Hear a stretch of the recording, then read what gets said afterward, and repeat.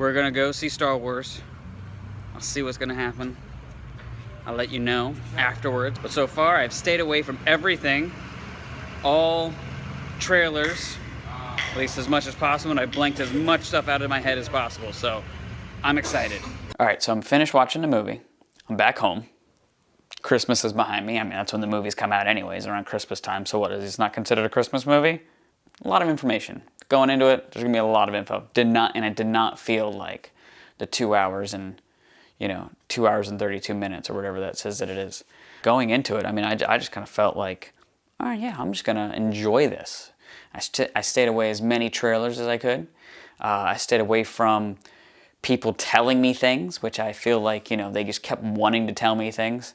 And I'm like, well, just stop. And I'd be like, la, la, la, la. I'd do that like a lot. As a non-spoiler, it's a must-see, like, right? Like, it's Star Wars, so you have to go see it. I mean, duh.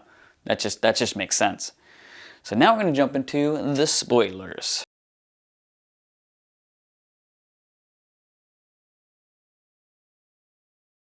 Starting off, I'm going to start with the topic of Empire Strikes Back.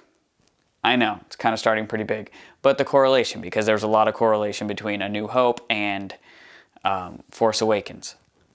I enjoyed that. I actually loved that. For Force Awakens, I wasn't thinking about the plot at the time while I was watching it. After the movie, I thought, oh yeah, and then people were saying that. This one, during the movie, because of the previous movie having some of those similarities, I'm now looking for those similarities. So yeah, you saw a lot of similarities, kind of just with the Star Wars from the past in general. They did hit a few things with, like, AT-ATs, so boom, those are the AT-ATs, they're in it. Snow scene, a snow battle, that's happening. So those, I mean, but I think those are cool. Like, I don't, get a little bit of nostalgia going. That's kind of a feeling that not every movie can give you. So that's what I really like about it. You have Rey going to a distant place. Well, she's already at a distant place to, let's just get some training, that kind of stuff. And that kind of happens.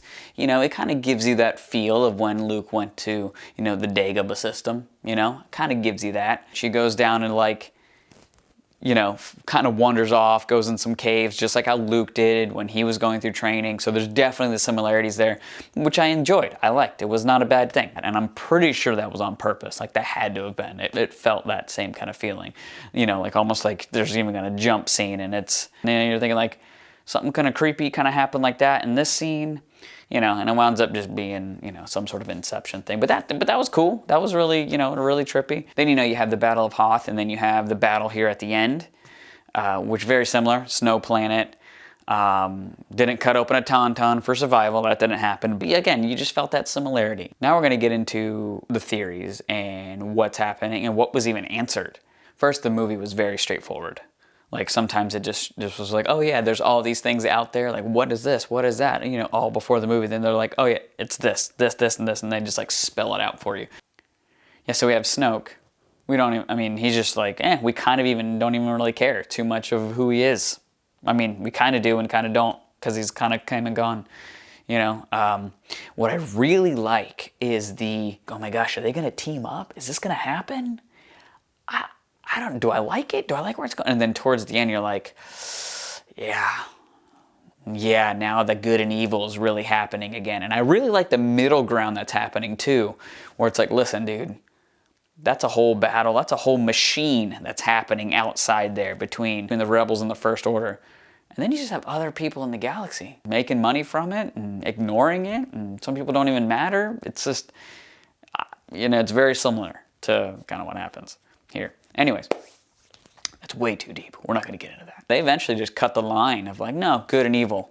Kylo Ren, they're like saying, like, oh yeah, he's fighting. Like, fighting the light side and the dark. But it's like, towards the end of it, like, he's done. Like, he's in the dark side. He ain't turning. But Rey, she ain't going to the dark side either, where you're possibly thinking that too. And it was just great where they were just like, nope, boink. Because sometimes I just like the classic plot. Just like, yeah, just make me think just good and evil. This is what, what I mean? Like, that's just kind of what I want. I also enjoy the people that are in the middle. I don't mind those people too, but I kind of like that there is still the characters that do represent, one does represent supposedly good and one does represent supposedly bad. So Luke Skywalker to me is, as I see him growing up, as I'm watching these movies, everyday kid becoming something epic. That's exactly what we all want. But I will definitely say, I wish there was more just epicness from him.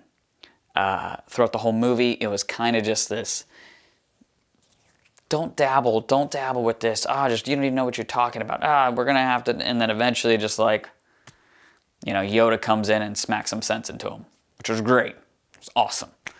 But I'm like, I don't know. It was kind of whiny. It's like, I'm responsible for Ben Solo. It's like, you've like secluded yourself to all that. Like, you didn't like try and like fight him. Like, go and try and like actually take responsibility for it, and go and try and stop him. I mean, you're Luke Skywalker. You know what I mean? It's like, I get it. You saw the power within him and inside of him and all that stuff, and then that all happened. And then, so basically Ben Skywalker, you saw darken to him, so that just started him on the path. And then when you were going to possibly kill him, you change your mind, and then that's it. And it's like, it's called communication. Like, just jumping to conclusions is not a good idea. I feel like that's what they did. They just jump right to conclusions. It's like, I'm going to be a bad guy. He's making me a bad guy, but I'm not really a bad guy. Really, he's the bad guy. It just kind of broke your sense of reality of like, I don't think people really act like that. Maybe they do. I don't know. There's a lot of drama queens in this world. I like now that they do have a defined good guy, bad guy. Maybe at the end, at the very last second, he completely turns and then like, okay, blah, blah, blah, I'll save this thing. And that might happen at the end of the next movie. We're going to talk about this. Reys Parents. She came out after the movie, the actress. Yeah, I thought it was obvious where my parents came from. Like, why is there even any question? And then nobody's even saying anything anymore. And then Kylo just basically, you know deep down inside exactly where your parents are from. You know exactly who your parents were and what they did. They just left you. And, because they were nobody. Like, you were nobody. I liked the fact that Rey was just a girl that was very force sensitive and just was honing in on it now. And now it's like, oh yeah, you'll be a Jedi, sweet. But if you notice, that's kind of the theme of this whole movie. You have all the kids that were in the whole gambling planet. At the end, you see the kid just like, yeah, I'm just gonna grab that mop. Like, totally casual. That's exactly what Rey was. Rey was just one of those kids, who just got into the right place at the right time. And so, it makes total sense. And it's really funny that way back when it was like, oh yeah, it's obvious who my parents are. I'm surprised none of the fans know that. Well, sorry. We didn't catch on. We overthink too many things. We blew it all up.